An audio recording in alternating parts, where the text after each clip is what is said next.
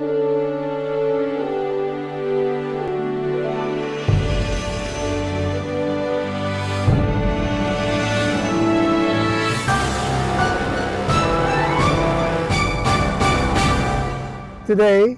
there are dozens of Filipino men and women, lay and ordained, serving as Columban missionaries all over the world. They are the fruits of the dreams of those who came and uplifted the spirit of the Filipino church some 90 years ago.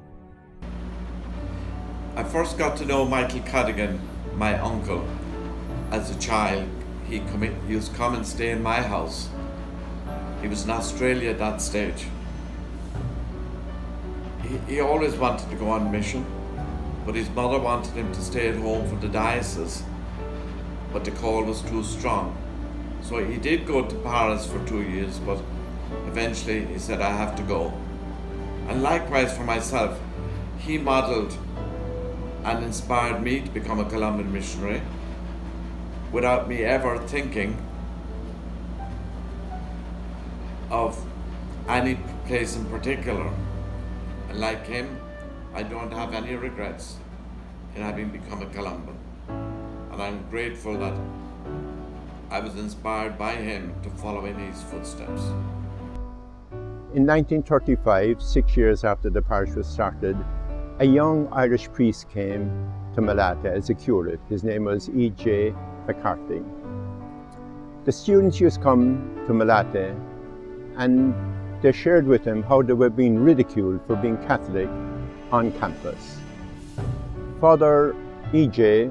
was worried over it, so he decided to enroll in UP, start a little cell so that the students could have pride in being Catholic and answer back the professors who ridiculed their Catholicity. Many young people were trained and went into government service. Finally, one example, a young Filipina came to Ireland. She was studying in England, and she came to visit the grave of Father Nolan. She brought a bunch of flowers, prayed at the grave, and on the way back, I could see she was sobbing.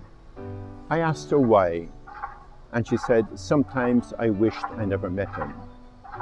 I asked her why, and she said, because he gave me values that are very hard to live out in life.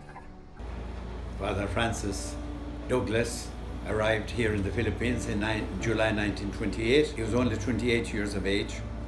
After studying Tagalog for a few months in Morong, he was assigned as parish priest of Pililla. He worked well there for a few years, and then in July 1943, he was picked up by the Japanese army and taken in the back of a truck to the parish church of St. James in Paite. For 3 days and 3 nights he was beaten and tortured, and finally he was shown to the prisoners as an example of what could happen to them.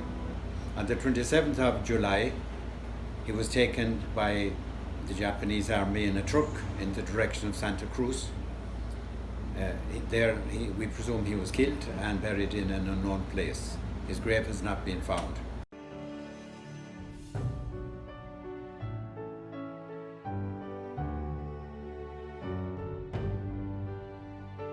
The history of the Negros 9 drama, as we would call it, has its roots and meaning in the building of basic Christian communities through non-violent action, in establishing justice in the communities, and the dignity of the human person is very central to that whole concept of why the Negros 9 came about. And we're trying to continue that on into the future.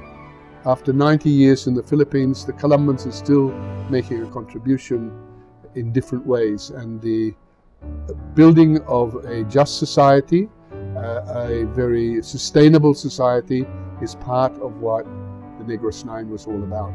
As you will know, that the Negros 9, there were 2 Columban priests, myself and Neil O'Brien.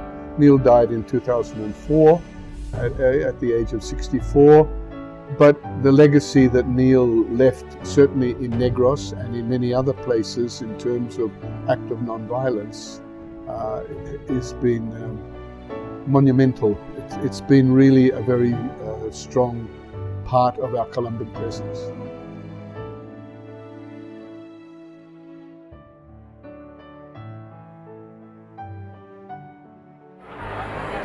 People ask me, why do you stay there? I mean, it's hard at times. It is hard, but, God is one. And whether, you are a Christian or a Muslim or a Lumad or a Hindu or whatever, He is the one who has made us all. And He wants us, as our loving Father, that we love one another. That's the primary thing for me.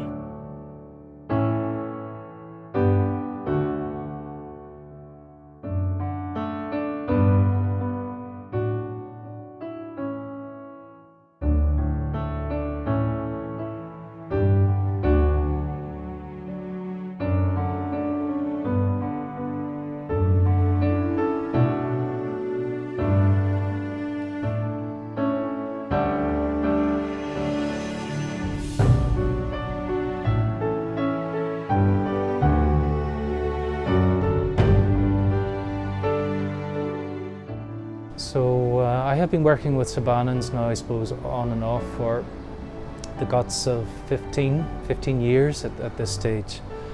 And I can say that there have been times when I have been, I have been disillusioned, I have been disappointed.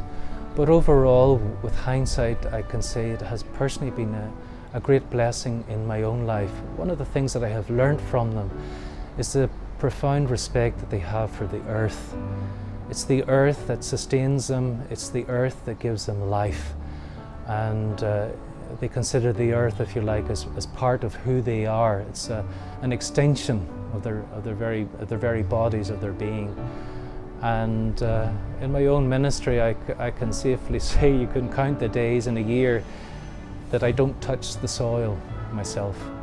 And it has given me a profound love and respect and a care for the earth.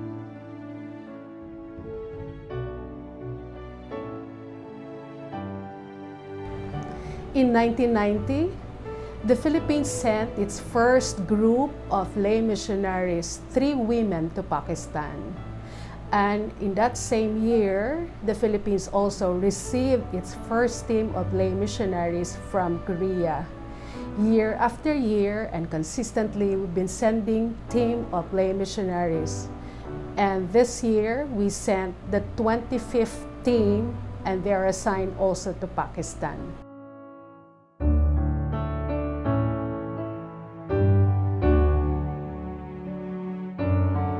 Two important parts of Columban spirituality, which again are brought into the awareness of students in their training, would be that we are pilgrims as Columbans, pilgrims in faith, pilgrims with Jesus, and also exile.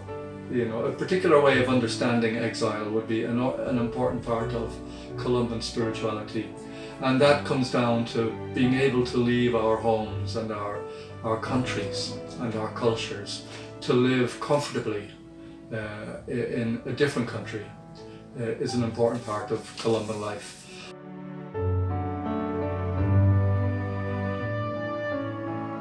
The story of Columban Mission in the Philippines is a story of evolving understanding of God and mission, from a concern on human dignity to the dignity of all creation.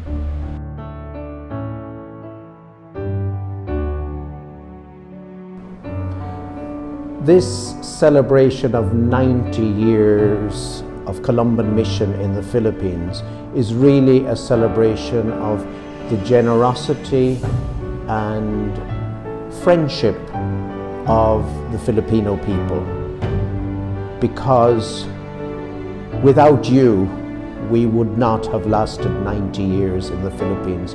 This is a celebration of your support, of your generosity, of your love for the Columban priests who have lived and worked here since 1929 until the present.